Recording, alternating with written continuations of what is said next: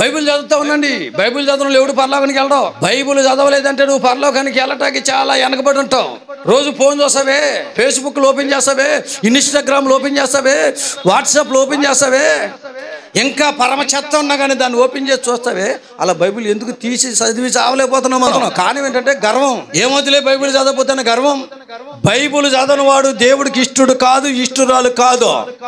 అపోస్తలుడైన పౌలు గురించి తెలియదు మీకు. యేసు ప్రభు యొక్క అన్నయ్య పేరు, తమ్ముని పేరు చెప్తారా? పౌలు గారి గురించి తెలియదు అంటే యేసు ప్రభు తమ్ముని పేరు ఏం తెలుసు అని అంటారు మీరు. తెలుసుద్ది. ఎప్పుడు తెలుసుద్ది మీకు? బైబిల్ చదివితే తెలుసుద్ది. ఒక ఆమె ఈ పిల్లడు ఎవరా? ఈ పిల్లడు అండి మా తాత వాళ్ళమ్మ అమ్మోళ్ళ మానవుడు. యేసు ప్రభు వాళ్ళ అమ్మ పేరు అంటే తెలియదా ఈ భేదమోహన్ దానికి? ఆ పిల్లోడు ఎవరంటే తరాలు చెప్పింది. యేసు ప్రభు తల్లి అంటే ఎవరంటే తెలియట్లేదు. భేదమోహం అంటారు, ఏమంటారు? నేను ఇలా అన్నప్పుడు మీకు పౌరుషం రావాలి. పాస్టర్ గారికి ఎందుకు అనిపించుకోవాలి? బైబిల్ చదవాలి. ఆయన ఎప్పుడు అడుగుతాడు టకమని చెప్పాలని పట్టుదల ఉండాలి. కానీ అట్లాగే చూసారా, చక్క చెట్టు మీద ఉన్న చెప్పి ఎంత బాగుంటుంది, అందంగా ఉండదు. తీసుకొచ్చి 2 రోజులు పక్కన పెట్టి ఏమైపోతే వెళ్ళిపోద్ది, దాన్ని అందమే ఉండదు. అట్లా ఉంటున్నాం మనం.